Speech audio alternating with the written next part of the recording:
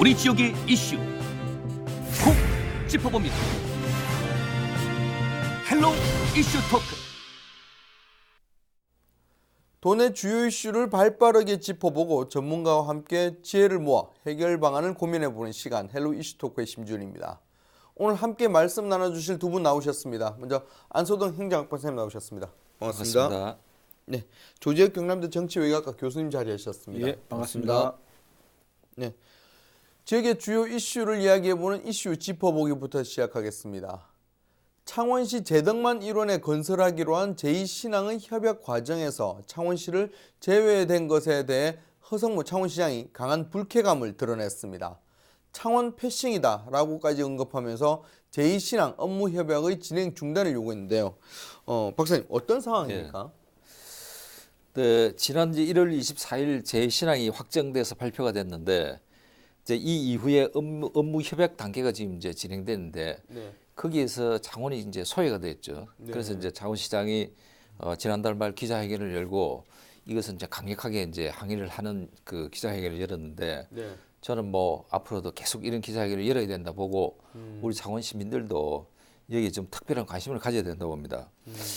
저는 이제 이렇게 요구를 하는 이유는 크게 세 가지가 있는데 그 첫째는 우리가 창원시가 이제 국가 재정을 5조 원 이상이나 절감을 했다 이렇게 볼 수가 있죠.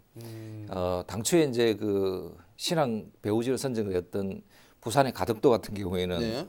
17조 8천억 정도 공사인데 우리는 한 12조 원 정도였죠. 그래서 네. 이제 5조 원 이상의 국가 그 경비를 절감하는데 창원시가 큰 역할을 했고, 네. 그 다음에 우리가 그 선석 확보라든지 배후단지 개발도 굉장히 그 우리 창원 땅이 그 아주 유용하게 가치가 있어요. 네. 그래서 그런 역할도 했고, 세 번째는 창원의 이제 폐 문제인데, 당초에 이제 예전 그 건설됐던 부산 신항 같은 경우에도 약 60%가 창원 땅이었습니다. 네. 그러니까 이게 이제 신항이 건설되는 과정이라든지 건설 이후에 명칭 문제라든지 뭐 그다음에 그 어떤 경제성 효과, 그다음에 그 컨테이너 부도가 전부 다 부산에 있어요. 네. 이러다 보니까 항만 운영권은 전부 부산시가 다 가져가게 되죠.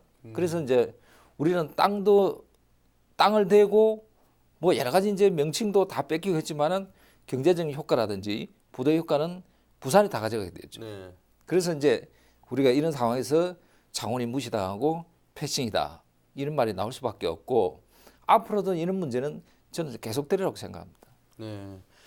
뭐 이런 지적 때문에 허성무 창원시장은 앞으로 계속 이렇게 창원 패싱이 진행될 경우에는 어떠한 협력도 없을 거다 이렇게까지 엄포를 지금 놓고 있는데요. 지금 이런 반응 어떻게 타당하다고 보십니까? 아니면 조금 무리한 거 아니냐 이렇게 좀 보실까요? 저 또한 이제 창원 시민이니까 허성무 그 시장의 그 발언은 굉장히 타당하게 보고 또 저는 강력하게 지지를 하고 있습니다. 네. 그러니까 이제 그 우리 창원 시민의 입장에서 보면 그 부산 지역의 이심에 대해 가지고 굉장히 불쾌감이 많이 쌓여 있는 게 그렇죠. 솔직히 사실이거든요. 그죠? 그래서 뭐 이 창원 시민뿐만 아니라 경상남도 도민도 마찬가지인데 네. 그러니까 현 가덕도와 강서구도 그 우리 경상남도 도민이나 창원 시민을 빼앗겠다고 이렇게 생각을 하고 있고 앞에서 우리 박사님도 거론했지만 신항만 명칭도 부산의 억지 논리에 의해 가지고 정부가 부산 손을 들어주게 된 거고 네. 그다음에 이후에 이제 신항 북 컨테이너 터미널 그 행정관할 경계권을 두고서도 부산의 억지 논리 때문에 또 경남과 부산시가 첨예한 각을 세우고 이게 또 법에까지 또 네. 제소가 되거든요. 그래서 이런 것도 있었고, 그다음에 최근에 이제 난강댐 공급 문제 가지고 네, 또 경남도와 또 갈등을 또 빚게 되었고, 그다음에 이런 행정적 문제와 별개로 또 우리 그 창원이 자랑하는 NC 다이노스 구단이 창단될 때 부산이 왕각항에 그 반대하고 굉장히 뭡니까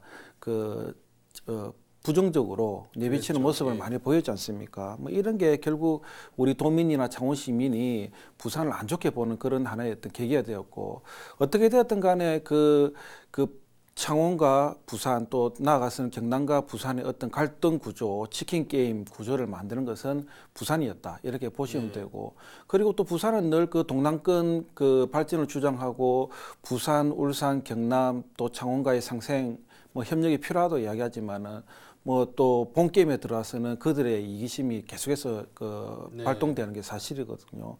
이런 점을 비춰볼 때 그 이번 제2신앙망 문제도 저는 똑같은 연장선상에 있다고 보면 될 것 같고 그래서 허승무 시장이 더욱더 강력하게 좀 표명을 하지 않았나 이렇게 보면 될 것 같고 일단은 이번에는 부산시의 그 문제도 좀 있었지만은 그러나 좀 우리가 이해하지 못하는 게 이제 경상남도도 창원시와 지금 협약 없이 이런 문제를 계속해서 지금 추진하고 있거든요. 그래서 여기에 대해서 또 그 제일 직접적인 이해 당사의 관계를 갖고 있는 창원시가 발벗고 나서 가지고 불쾌감을 좀 표출한 것 같습니다. 네. 사실 뭐 도민 입장에서 그리고 뭐 전 창원 시민은 아니지만 이런 부분에 나오는 거는 아까 방금 말씀하신 부산시와의 어떤 관계에서 부산시에서 자꾸 어떤 정치적인 어떤 이런 여러 가지 문제점을 제기하고 그쪽으로 어떤 정치적인 이해관계가 있겠죠. 그런 것 때문에 근로 사업들이 많이 진행되는 거 보면 좀 안타깝기도 하고 화도 나기도 하고 그렇습니다. 이게 정치적으로 힘이 경남이 부산에 비해 좀 모질한가 이런 조금 반성도 좀 되기도 하고요. 물론 이해는 됩니다. 뭐 광역시고 해서 그런 부분이 있을 거라고 생각하는데 조금 어쨌든 도민들 입장에서는 받아들이기 쉽지 않은 부분도 좀 있는 것 같습니다. 박사님, 이런 창원시의 이렇게 강력한 요구, 네. 뭐 저도 잠시 얘기를 했지만 앞으로 조금 받아질 거라고 전망을 할 수 있을까요? 어떻게 생각을 하십니까? 근데 이제 이게 당연히 받아줬으면 하는 기대감이 큰데 현실은 그렇게 녹록지가 않습니다. 첫째 이제 우리가 따져봐야 될 게 법과 제도의 문제인데 현재 항만법이나 항만법 시행령에 보면은 항만의 개발 관리라든지 운영에 관한 그 주요 정책의 심의와 의결은 해양수산부 차관위 위원장인 중앙항만정책심의위원회라고 있습니다. 여기에는 해안을 끼고 있는 11개 시도의 도지사가 추천권이 있어요. 자치단체는. 그러니까 이제 창원시는 법적으로 제도적으로 소외될 수밖에 없죠. 이게 이제 하나 문제고 그래서 이거는 우리가 이제 창원시장도 전략적으로 접근을 할 필요가 있다. 그래서 우리 창원시의 그 출신 국회의원들에게 법의 개정을 좀 강력하게 좀 건의해서 좀 시간이 걸리더라도 이거는 좀 법이 개정돼야 될 문제가 있고요.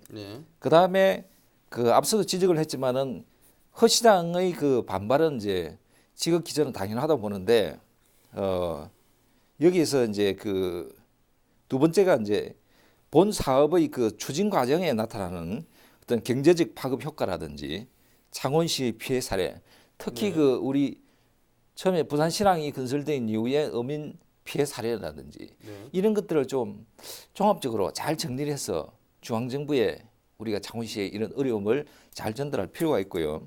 세 번째로는 이제 지금까지도 계속 이제 해결되지 못한 게 그 진해 신항의 피해 어민들의 어떤 생계 문제. 이게 이제 다른 예를 들면은 다른 지역에서는 생계대책 특별법을 지원했던 사례가 있습니다. 그 기준에 따라서 우리도 진해의 어민들을 위한 생계대책 어떤 특별법 이런 지원 문제도 좀 고민을 해봐야 되고 지난 이제 건설된 부산신항의 부지가 60%가 진해 지역에 있지 않습니까? 그래서 컨테이너 부두도 대부분 이제 부산 지역에 있고 이러다 보니까 부산에 이제 노무라든지 이런 그 인력 창출, 일자리 창출을 전부 다 부산이 다 가져갑니다. 그러니까 이런 부분도 좀 집중적으로 건의를 해서 창원이 이제 주권과 권리를 저는 찾아야 보고 또 자치와 분권 시대에 당연히 이것은 창원의 요구를 받아줘야 된다고 생각합니다. 네. 뭐 여러 가지 조금 이해도 안 되고 안타까운 부분이 있긴 있는데 어쨌든 법적으로는 쉽지 않을 거라는 좀 지적을 해주셨습니다. 하지만 이게 단순히 법적으로 해결되는 문제는 아닌 것 같고 지역의 정치인들, 뭐 창원 지역 비단 창원 지역의 정치인뿐만 아니라 국회의원뿐만 아니라 경남도에 있는 국회의원들, 정치인들이 좀 힘을 모아서 이 부분을 좀 정치적으로 좀 풀어야 되지 않나라는 생각을 좀 해봅니다. 네, 주제 토크로 들어가 보도록 하겠습니다. 김경수 경남도지사의 법정 구속 후폭풍이 만만치 않습니다. 사법부의 판단이 적절했느냐를 두고 정치적인 공방 역시 첨예하게 대립 중이고 현재 도내에서는 김 지사의 석방을 요구하는 탄원 서명 운동이 벌어지고 있습니다. 현재 분위기와 함께 이를 바라보는 올바른 시선은 무엇인지 오늘 이슈 토크에서 이야기 나눠보도록 하겠습니다. 네, 박사님, 지금 김경수 도지사의 이제 법정 구속과 관련해 가지고 서명 운동이 지금 벌어지고 있는데 5일 만에 하면 4만 3천여 명이 참여했다고 하죠. 어떤 내용으로 서명 동참을 지금 호소하고 있습니까? 네.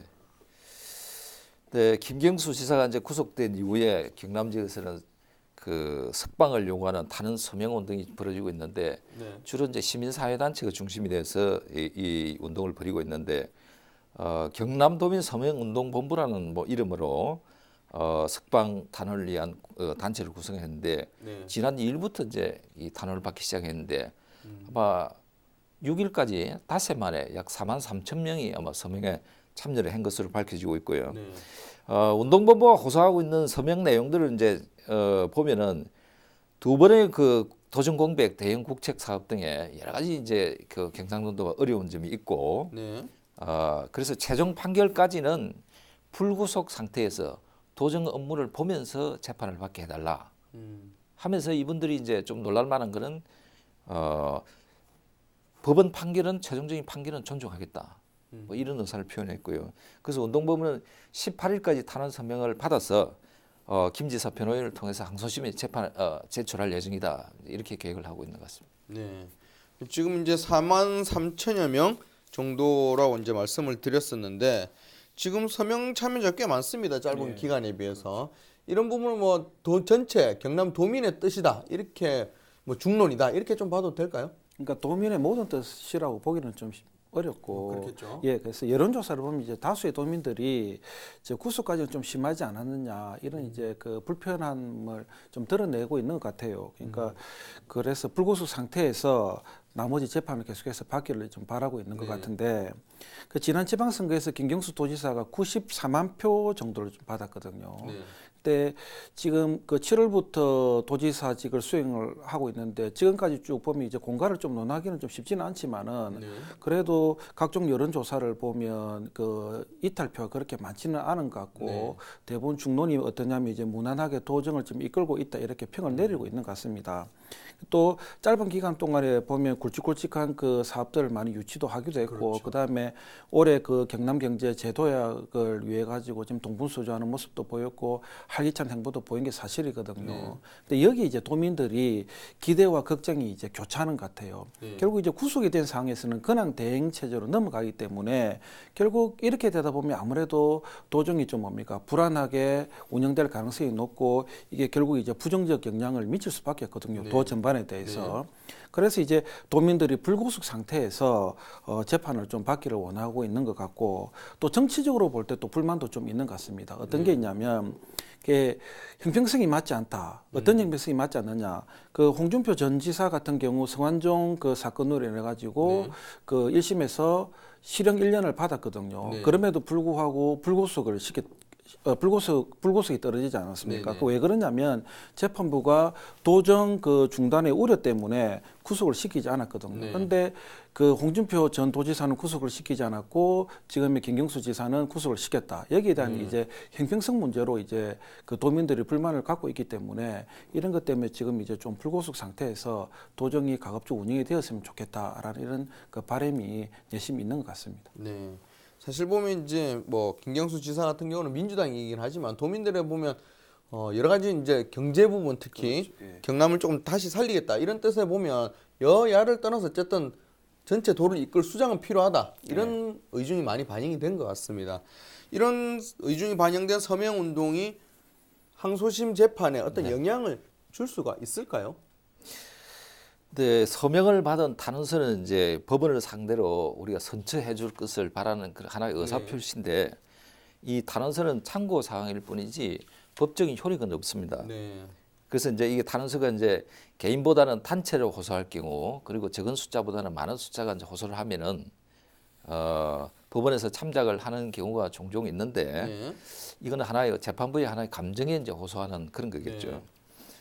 그렇지만은 이 탄원서가 구체적으로 타당성이 입증되는 그런 탄원서가 이제 재판부에 들어가면은 재판부에서도 이게 재판에 상당히 영향을 미치고 때로는 이제 그것을 수용하는 경우도 좀 있다고 합니다.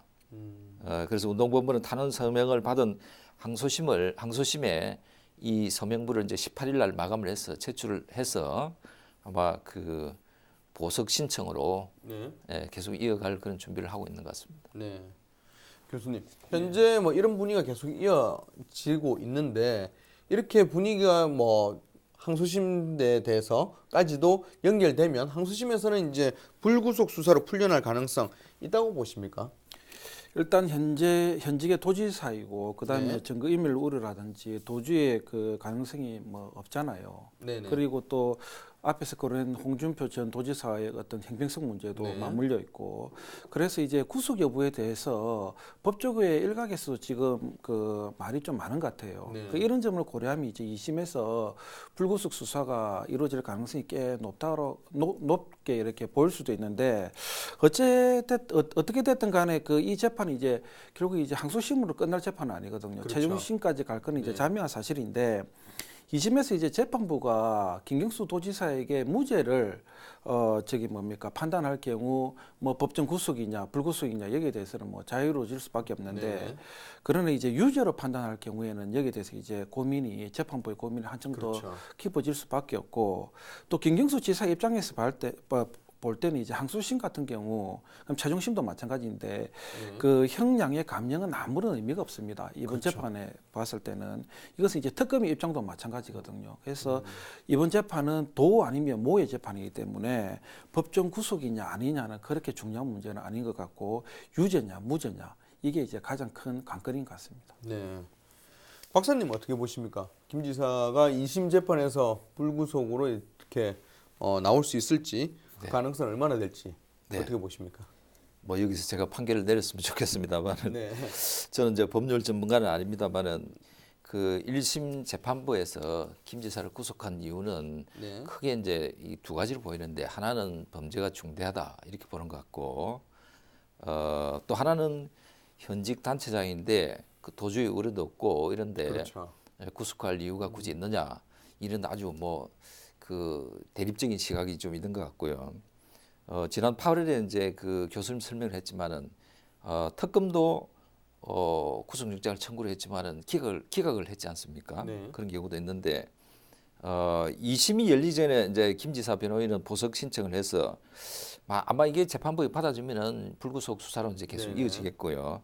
통상적으로 이제 1심 선고 이후에 6개월 정도 후면은 2심 선고를 하는데 이 항소심은 1심과 달리 이제 그 어떤 기본적으로 1심 재판이 옳으냐 그러냐 네. 이것을 판단하게 되어 있고 그 다음에 항소 이유가 타당한지를 우리가 따지는 그런 재판입니다. 그래서 네. 항소 이유 중에 이제 네 가지가 있는데 사실 오인이라든지 법리 오해, 네. 그다음 심신 장애, 그다음에 양형 부담 이 네 가지가 있는데 여기서 김 지사에 해당하는 거는 심신 장애는 뭐 해당이 안 될 것 같고 네.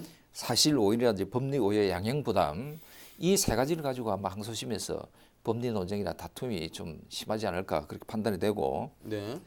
상급심에서 과연 1심과 다른 뭐 어떤 판결이 나올지 좀 굉장히 관심을 가지고 지켜봐야 될 것 같습니다. 네. 그 부분은 어쨌든 법원의 네, 판단을 기다리는 수밖에 없으니까 그 부분은 또 나중에 진행되는 거 보고 또 이야기를 좀 나눠보면 네. 될 것 같고요. 제가 지금까지 얘기한 걸로 좀 풀어보면 김 지사의 구속은 조금 너무하지 않느냐. 불구속 형태로 수사가 진행돼야 된다. 이런 쪽으로 이제 얘기를 하고 있고 그런 여론이 많다고 얘기를 하고 있지만 분명히 이런 의견에 대해서 그리고 여러 가지 이런 요구를 하는 집회에 대해서 좀 부정적으로 보는 시선도 분명히 있는 것 같습니다. 어쨌든 법원에서는 판단을 했고 거기에 대해서는 존중을 해야 되지 않느냐. 뭐 이런 것도 있을 수 있고요. 다양한 이유로 좀 불편한 시선을 가지고 있는 사람들도 있는 것 같은데 이 부분에 대해서 좀 얘기를 좀 해주시죠. 그러니까 정치인들은 지지 세력도 있고 반대로 또 뭡니까 또 지지 않는 세력 이렇게 네. 두 부류로 나눌 수 있잖아요. 그러니까 특히 선거를 통해서 표를 이렇게 명확하게 나타내지 네. 않습니까? 지지냐 반대냐 이렇게 갈라지는데 네. 그리고 이제 주기적으로 뭡니까 정치인들은 그 여론조사를 통해 가지고 지지율 추이가 계속해서 나타나죠. 네. 그렇기 때문에 지지 세력이 있으면 반드시 또 뭡니까 반대로 반대 세력도 존재하는 것이 사실이거든요. 그러니까 김경수 도지사의 실형 선고 그다음에 법정 구속을 두고 저는 왈가왈부하는 것은 우리 사회적으로 당연한 현상이라고 저는 볼 네. 수밖에 없고 그다음에 집회를 두고 누가 잘했느냐 못했느냐 이런 이부분적 시각도 저는 좀 네. 개인적으로 온당치 못하다고 이렇게 좀 보고 있습니다. 어떻게 됐든 간에 이러한 그 현상이 사회를 통합시키기보다는 사회 분열을 조정하기 때문에 여기에 대한 우리의 목소리는 큰 것은 사실이고 그다음에 그 김경수 지사의 실형 선고 법정 구속에 대한 그 왈가왈부 현상에 대해서 저는 어떻게 생각하냐면 그만큼 우리 사회에서 민주주의가 아직까지 살아 숨쉬고 있고 잘 작동하고 있다라는 어떤 그 반증의 사례가 아닌가 이렇게 저는 보여지고 그래서 저는 뭐 여기에 대해서 우리가 너무 뭐 좀 깊게 생각할 필요는 없다 이렇게 보는 것 같습니다. 그렇죠. 뭐 다양성이 민주주의의 가장 큰 가치라면 그 부분은 충분히 뭐 나올 수 있는 얘기다 이렇게 볼 수 있을 것 같은데요. 여기서 저희가 또 이제 이번에 김경수 지사의 재판 결과에 대해서 끊임없이 소환되는 분이 한 분 있습니다. 바로 네, 이제 홍준표 전 지사인데 저희가 방금 아까 이야기 나눌 때도 뭐 다시 조금 나오긴 했는데 홍 지사 같은 경우는 그래서인지 김경수 지사와 계속 비교되는 부분에 대해서 굉장히 좀 불쾌감을 내비치고 있는 것 같습니다. 네. 지난달 30일이었습니다. 그 라디오 방송의 한 생방송 시사 프로그램 인터뷰에 이제 그 홍 전 대표가 이제 출연을 해서 여러 가지 이제 이유가 있었지만은 그 인터뷰하는 도중에 상당한 불쾌감을 내보이면서 전화를 끊어버려서 이 방송이 중단되는 일이 일어났는데 이 방송은 이제 KBS 1 라디오의 시사 프로그램 방송으로 알려지고 있습니다. 제가 뭐 아침 방송에 제가 직접 듣지는 않았는데 그래서 내용을 정확하게 알 수는 없는데 인터뷰 후에 이제 홍 대표가 이제 그 소감을 이렇게 발표를 했어요. 김 지사 재판과 내 사건을 비교하는 것은 상당히 모욕적이다. 이제 이렇게 표현했고 그다음에 김 지사 구속된 판결은 김 지사가 증거가 확실하기 때문에 재판부가 그런 판결을 내렸다. 뭐 이렇게 이제 표현을 했고. 근데 이 이후에 이제 계속 이제 그 인터뷰가 이어지면서 자유한국당의 어떤 비대위 체제 운영이라든지 뭐 홍 지사의 어떤 약점 뭐 이런 것을 인터뷰를 계속 이어나가자 홍 지사가 거기서 버럭 화를 내면서 인터뷰를 중단을 했습니다. 뭐 이런 과정들이 이제 KBS 1 라디오의 홍 지사의 인터뷰 과정의 주요 스토리입니다. 네, 뭐 본인은 그렇게 생각하실 수 있겠지만 뭐 옆에서 보는 입장에서는 비교가 될 수밖에 없겠죠. 비슷한 뭐 구속이냐 불구속이냐 이런 부분이고 법원 판결을 어떻게 받았냐에도 연관되는 부분이기 때문에 계속 뭐 얘기는 될 것 같습니다. 자, 뭐 항소심 대해서 계속 좀 얘기를 나눠보도록 하겠습니다. 사실 이런 분위기가 계속 이어지고 있기 때문에 지금 2심이 서울고등법원에서 진행이 되지 않습니까? 서울고등법원에서도 상당히 고심이 클 것 같습니다. 얼마 전에는 서울고법에서 인사 이동도 있었던 걸로 아는데 판사들이 서울고법의 형사부에 가는 걸 굉장히 껄끄러워한다는 얘기가 나올 정도로 굉장히 고심이 큰 것 같습니다. 어떤 분위기일까요? 일단 그 김경수 도지사의 재판은 뭐 어떤 측면에서 보면 정치 재판이라고 봐도 좀 과언이 아니잖아요. 그러니까 객관적인 정황 증거를 가지고 공정하게 재판을 하더라도 그 결과에 대해서는 아마 자유롭지 못하거든요. 그런 측면에서 이제 아마 기피하는 것 같은데 우리가 이런 말이 있지 않습니까? 잘해봐도 본전이다. 이런 말이 있는데 이번 2심 같은 경우에는 아무리 잘해도 욕을 들어 먹을 수밖에 없는 그런 그 구조를 안고 있기 때문에 그러니까 잘 보시면 이번 재판 경우 그 결과에 따라 가지고 그 재판부가 정치권으로부터 직격탄을 받을 수밖에 없는 그런 상황에 놓여져 있거든요. 그러니까 무죄 결과가 나오면 야권으로부터 뭡니까? 문재인 정권 봐주기다. 그다음에 사법 정의가 죽었다. 뭐 이렇게 이제 평을 받을 것이고 유죄 판결이 나오면 또 뭡니까? 여권으로부터 뭡니까? 적폐 판사로 내몰릴 가능성이 높고 이게 이제 정치권으로 국한되는 게 아니라 우리 시민사회 일반 그 시민들까지 쭉 이어지니까 재판부로서는 굉장히 이 재판을 좀 그렇게 생각할 수밖에 없을 것 같습니다. 네. 뭐 하지만 어쨌든 결론을 내려야 될 거고 저희가 뭐 여러 가지 뭐 적폐 판사니 뭐 이런 얘기가 좀 나오는 부분은 사실 그 전에 여러 가지 좀 문제들이 법원에서 대법원 문제들이 있었기 때문에 그렇기 때문에 이런 얘기가 나온다고 볼 수 있기 때문에 이번 판단에 대해서는 뭐 방금 얘기하신 대로 누구나 뭐 어떤 판결을 내리든 조금 비판을 받을 수밖에 없겠지만 그래도 그런 비판을 어느 정도는 줄일 수 있는 합리적인 누구나 이해할 수 있는 조금 판결이 될 거라고 믿겠습니다. 네. 경남은 현재 전국 어느 지역보다 다양한 이슈로 뜨겁습니다. 지금 귀 기울여야 할 것은 정치권의 언쟁이 아닌 경남을 걱정하는 목소리임을 잊지 말고 현 상황을 이성적으로 또 합리적으로 바라봐야 할 때입니다. 오늘 헬로 이슈 토크는 여기까지입니다. 함께 말씀 나눠주신 두 분 고맙습니다.